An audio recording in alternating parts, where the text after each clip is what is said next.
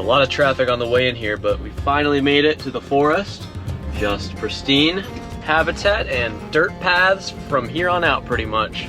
So we're just gonna cruise up a lot of these and just keep our eyes peeled, look around for anything that's moving, whether it's snakes or turtles or deer, I mean birds, I really don't care. As long as there's something to look at, I'm happy. And I brought my big camera with me, so I'm hoping to get some pretty neat wildlife shots. And we might do some hiking a little later. Maybe go visit some boat ramps or something, or yeah. I'm just throwing out ideas. We're just gonna keep driving and see what the day has for us. We're gonna do a little exploring around here. We've got tons of pine forest. There's a big burn section right here that we might walk through. And it's just beautiful. It's so hot though. I'm genuinely concerned as far for reptiles. We might not be able to find any for the next couple hours just because it's gonna be so hot. But once the sun begins to go down, they might become more active. All right, let's roll. Time to find some cool stuff. So this is the environment that we're gonna be exploring today. This is a burn site, and for these pine forests, fire is very important in general, just to maintain the health of them, because a lot of these smaller shrubs and other plants that are not fire tolerant or as fire tolerant, they'll actually kind of choke out all of the vegetation and limit the growth of everything else, which decreases diversity, and as a result is going to decrease how many animals you see out here and how productive the ecosystem is in general. And we're going to be looking around in this area to see if there's anything cool. A lot of times it's a great way to find some neat snakes, like pygmy rattlesnakes and corn snakes and canebrakes, which I've actually never seen a live canebrake rattlesnake, and every once in a while someone will find an eastern diamondback, but that's like winning the lottery pretty much. But yeah, we're gonna get to it, get looking, see if we can find something neat here.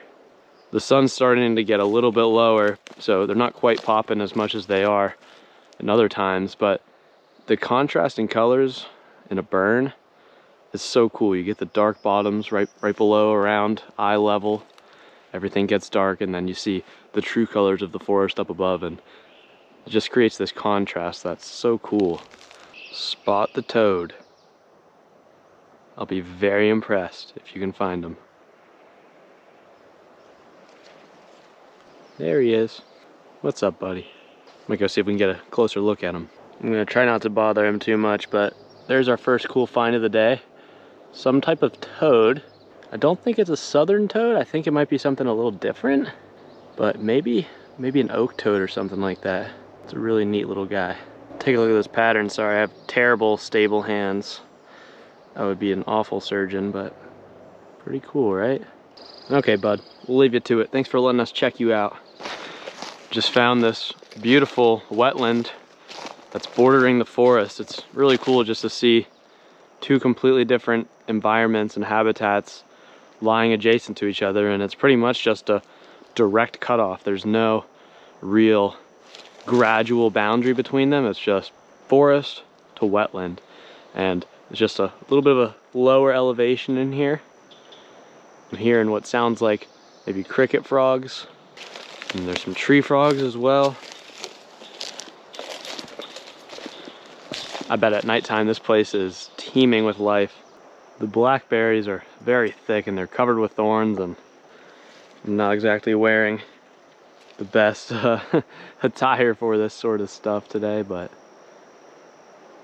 yeah, to say I'll be as ashy as it gets by the end of it. I've got already got my legs painted with black ash.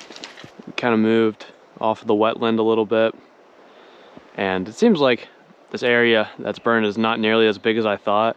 I think it might be like 10 acres or so, which is still, you know, considerable amount of land, but I can see all around me where it ends,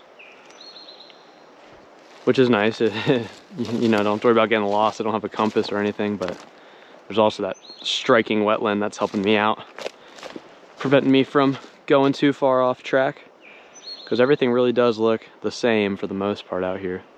So you got an eastern towhee that's calling somewhere out this way.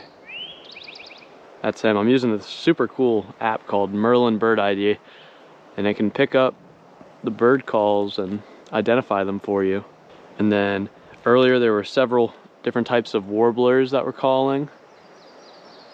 That's a yellow-throated warbler.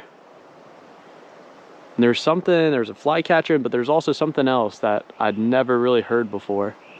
I think it's the flycatcher that's making that weird noise. First evidence of, well, I already broke it, but there is a snake shed right here, and it is very, very delicate. You can see that right there. Very small, probably only 5 inches long. Maybe we'll find a live one. We found a shed. We found a dead green snake. Well, I guess we did see the racer that got away from us doing what they do. Racing, going really fast, just booking it.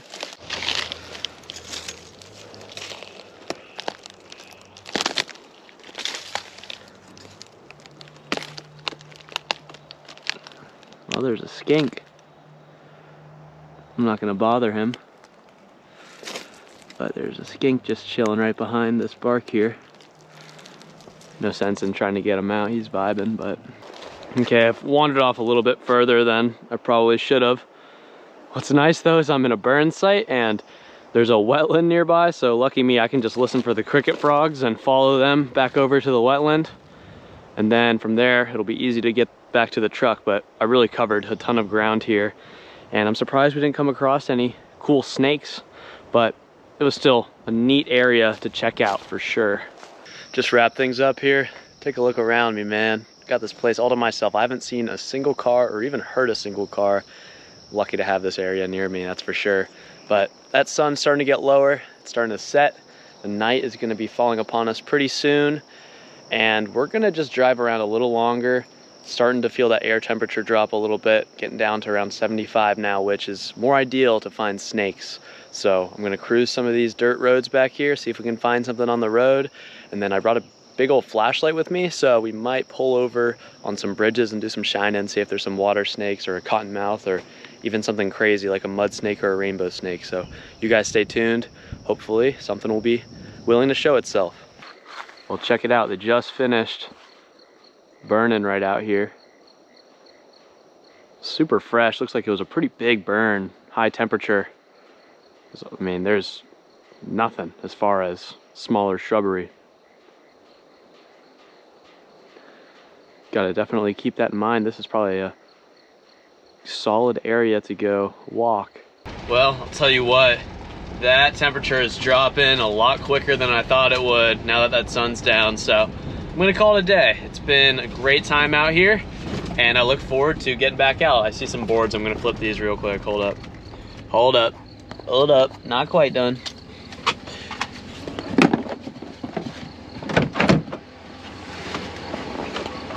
We're never completely done. Yeah, nothing under that one. I feel like I could put these in a better spot, but